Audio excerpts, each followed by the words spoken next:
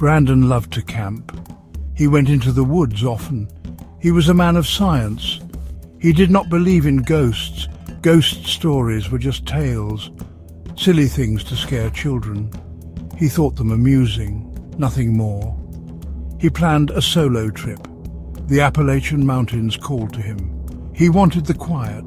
He wanted the challenge. He packed his bag with care. He set off on a cool morning. The city noise faded behind him. Tall green trees rose like ancient sentinels. The air grew crisp, clean and cold. He felt a thrill deep inside. This was true adventure. This was raw nature. He left his busy life far, far away. He was completely alone, or so he believed. The old mountain tales did not worry him.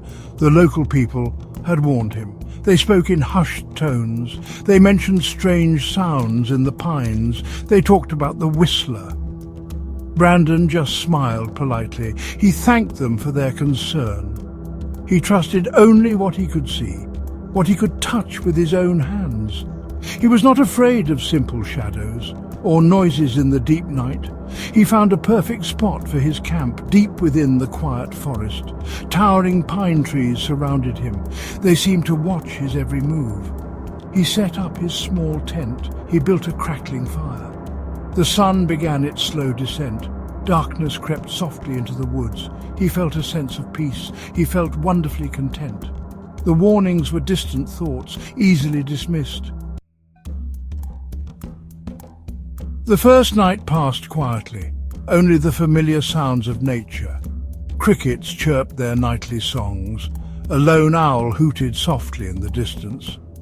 Brandon slept very well that night. He woke feeling refreshed and strong. The forest was beautiful in the morning light. Sunlight filtered down through the leaves. He spent the day exploring the area. He found old, overgrown trails. He saw a family of deer. The second night felt different. A sudden chill settled over the camp. It was much colder than the night before. Brandon sat close by his warm fire. He heard a faint, unusual sound. It was like a person whistling, a sad, lonely and mournful tune. It seemed to come from far away. He thought it was just the wind, only the wind sighing through the tall pine trees. He tried to ignore the feeling, but then the whistling came again. It was closer this time, much closer. It was definitely a human whistle. It was not the sound of the wind. Brandon felt a small prickle of unease, a tiny shiver down his spine. He told himself it was another camper. Perhaps someone had gotten lost. But the tune was so strange. It was deeply unsettling to hear. He called out into the darkness, "Hello, is anyone out there?" Only the deep silence answered him. Then the whistling started once more. It seemed to mock his call. It danced on the very edge of his hearing. He strained his ears to locate it. The sound moved around his campsite, always just beyond his sight. Sleep did not come easily to him that night. He kept listening, waiting. The next day, Brandon felt very tired. His eyes were heavy from lack of sleep. He decided he had to investigate. He searched for the source of the whistle. He found no other campsites nearby. He found no fresh footprints in the soil. There was nothing, just the dense, silent woods. The ancient trees stood still. They held their many secrets close. He felt like he was being watched. He could not shake the feeling. That night, the whistling returned. It was bolder than before. It was louder now. Then he heard the footsteps, soft, shuffling, deliberate footsteps. They slowly circled his small tent. Round and round they went. Brandon held his breath tightly.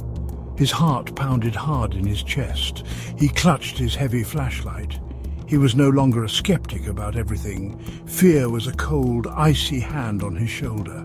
He unzipped his tent flap very slowly. He shone his bright light into the blackness.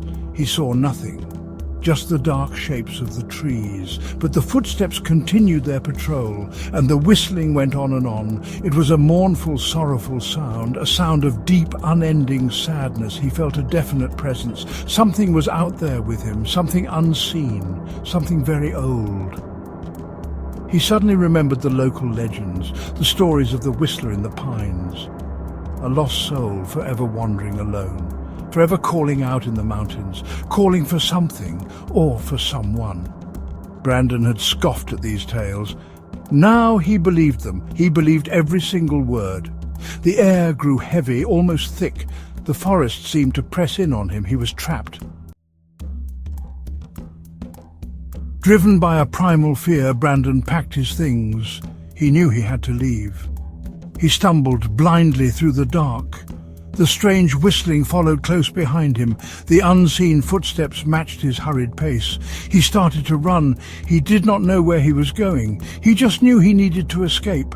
The forest was a confusing maze, a terrifying, dark and endless maze. Panic rose up within him. He stumbled suddenly into a small clearing. An old, dilapidated cabin stood there. It looked ancient and utterly forgotten. Forgotten by time itself. The wooden door creaked open just a little. Was it an invitation to safety, or was it some kind of terrible trap? The whistling seemed to be coming from inside. He hesitated for a moment, but the sounds behind him pushed him forward. He had to know. Inside the cabin, dust lay thick on everything. Cobwebs hung like ghostly shrouds. On a rickety table he saw a worn journal. He picked it up and opened it. The writing inside was frantic, desperate. It spoke of a lonely, constant whistler. It described a shadowy figure in the pines. It was a clear warning to all. Then he saw it. A shadowy figure at the cabin window, tall, gaunt, watching him.